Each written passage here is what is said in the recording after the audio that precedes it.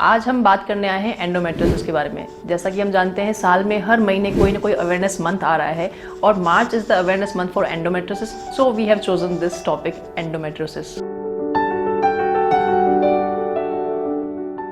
Hello friends, this is Dr. Lovely Jetwani, obstetrician and gynecologist, IVF specialist and laparoscopic surgeon. अब endometriosis होता क्या है?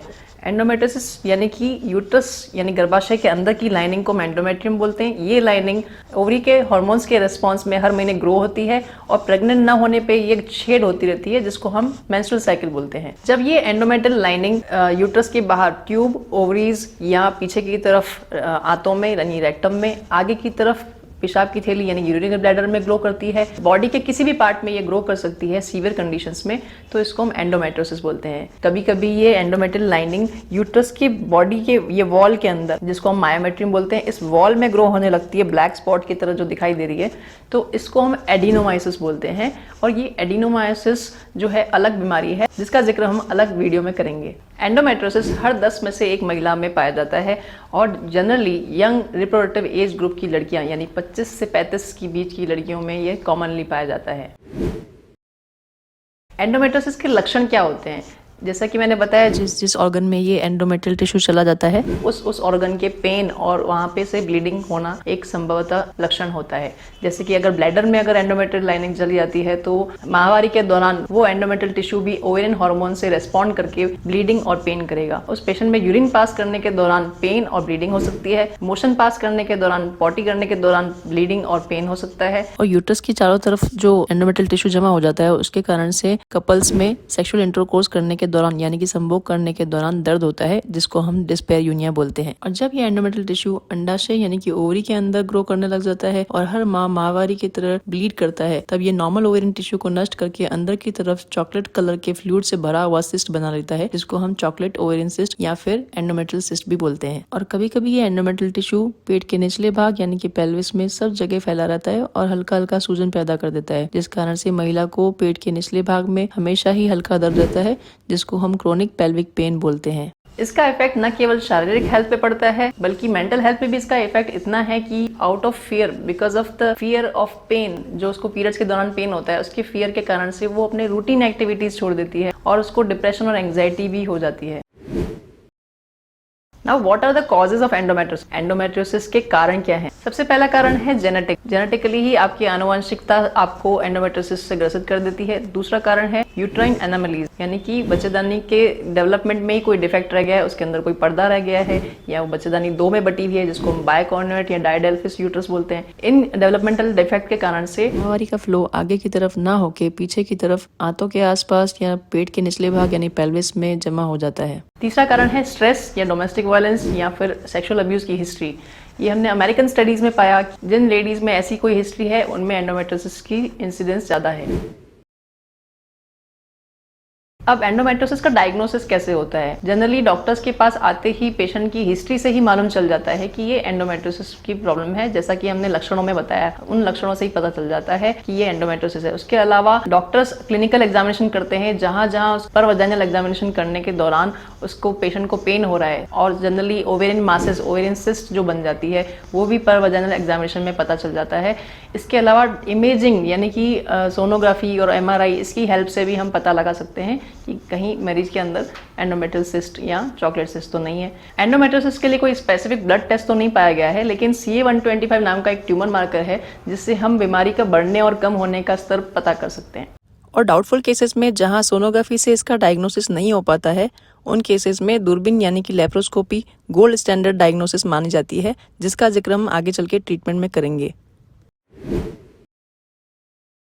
Now what is the treatment of endometriosis? Endometriosis को treat कैसे करना है? क्योंकि बहुत सारे महिलाओं में ये डिजीज डायग्नोज ही नहीं होती है, सिर्फ हल्का सा क्रोनिक पेल्विक पेन होता है, तो they just take pain killers themselves की नॉर्मल ओवर द काउंटर जो पैरासिटामोल, डाइक्लोफेनेक, आइबुप्रोफेन, इस तरह की वो दवाइयाँ ले लेते हैं। कुछ महिलाओं में जहाँ हैवी मेंस्ट्रुअल फ्लो होता है, इनटॉलरेबल असहनीय पेन होता है, उन लोगों में हम हार्मोनल प्रिपरेशंस जैसे कि ओरल कॉन्ट्रासेप्टिव पिल्स, टैबलेट्स जैसे कि डायनोजेस्ट या फिर कॉपर ICD जैसे डिवाइस जिनमें कि प्रोजेस्टेरोन हार्मोन लगा होता है जो अंदर की लाइनिंग को श्रिंक कर देता है, वो LNG IUCD जिसको हम मिरेना भी बोलते हैं, वो भी यूज कर सकते हैं। जिन महिलाओं में मेडिकल ट्रीटमेंट से कोई फायदा नहीं होता है उनमें हम सर्जिकल ट्रीटमेंट की सलाह देते हैं और सर्जरी में सबसे बेस्ट ट्रीटमेंट है लेप्रोस्कोपी यानी कि दूरबीन। दूरबीन द्वारा हम पेट के अंदर की पूरी जांच करते हैं, डायग्नोसिस करते हैं कि कहाँ कुछ स्पॉट छुपे हुए जो कि सोनोग्राफी में डायग्नोज नहीं हो पाते हैं, तो हम उनको वहीं सी एंड ट्रीट के थ्रू देखा और वहीं पे ट्रीट किया। इस तरह के ट्रीटमेंट से उनको ठीक कर देते हैं। जहाँ ओवेरियन सिस्ट ज्यादा बड़ी होती है उसमें से चॉकलेट सिस्ट ड्रेन किया जाता है, उसकी लाइनिंग को बर्न किया जाता है और अंदर की जहाँ कुछ स्पॉट्स हैं उनको जलाया जाता है। इस डिजीज की स्टेजिंग होती है, स्टेज 1, 2, 3, 4। जो 1 और 2 जो स्टेज होती है दे आर वेरी माइल्ड, जिनको हम दूरबीन से जांच करके वहीं के वहीं ट्रीट कर सकते हैं। जहाँ एडिशन से उनको अलग करके उनकी एनाटॉमी ठीक कर सकते हैं, उनकी शारीरिक संरचना ठीक कर सकते हैं। लेकिन अगर ये बीमारी स्टेज 3 और 4 को पार कर चुकी है और इतनी सीवियर हो चुकी है, सर्जिकली एक्सरसाइज करने के बाद भी उसकी एनाटॉमी नॉर्मल नहीं हो पा रही, तो हम उनको IVF ट्रीटमेंट लेने की सलाह देते हैं। और कई लोगों में सर्जरी के बाद एग की क्वालिटी अभी भी मेंटेन रहती है, तो हम उनको स्पॉन्टेनियसली ट्राई करने की सलाह देते हैं। जिन लोगों में डिजीज की सीवियरिटी बहुत ज्यादा है, ग्रेड ऑफ डिजीज स्टेज 3 और 4 है, उनको मेडिकल ट्रीटमेंट से भी आराम नहीं मिल रहा है और उनकी फैमिलीज कंप्लीट है, उन लोगों में हम उनको लेप्रोस्कोपी द्वारा यूट्रस, ट्यूब, ओवरीज और उसके अलावा जितना भी डिजीज एरिया है सारा का सारा रिमूव करने के लिए सजेस्ट करते हैं। सीवियर कंडीशंस में डीप इन्फिल्ट्रेटिंग एंडोमेट्रियोसिस में सर्जिकल एक्सपर्ट से ही ट्रीट करवाना चाहिए, जो कि बारीक से बारीक एंडोमेट्रियोसिस को एक्सरसाइज कर दे यानी कि निकाल दे। लेकिन उसके बाद भी इस बीमारी के रिकरेंस इतने ज्यादा हैं कि इस ट्रीटमेंट के बाद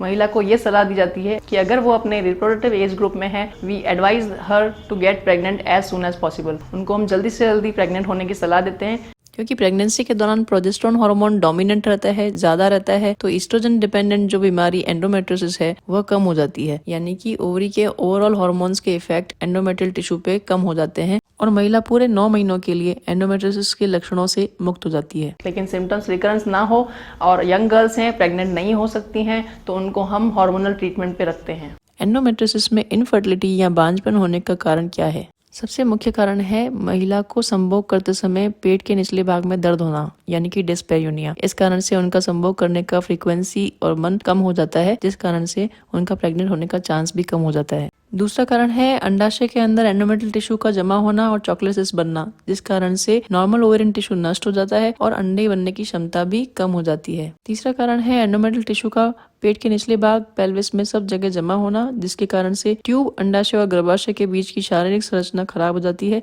जिस कारण से अंडे ट्यूब के थ्रू ट्रेवल होके गर्भाशय तक पहुंच नहीं पाते, शुक्राणु से मिल नहीं पाते और बच्चा लगने में महिला असक्षम हो जाती है। चौथा कारण ये पाया गया कि एंडोमेट्रियोसिस में कुछ ऐसे केमिकल्स और टॉक्सिन्स रिलीज होते हैं जो कि अंडे और शुक्राणुओं के लिए पॉइजन की तरह काम करते हैं और गर्भाशय में कुछ ऐसे संकुचन पैदा करते हैं जिसके कारण से अंडे की तरफ बढ़ते हुए शुक्राणुओं को बाहर की तरफ धकेल देते हैं। अगर उनका अंडाशय में सिस्ट छोटा है और सर्जिकली ट्रीट हो सकता है तो हम उनको सर्जरी की एडवाइस देते हैं, जिसके बाद वो कभी कभी स्पॉन्टेनियसली भी कंसीव कर जाते हैं।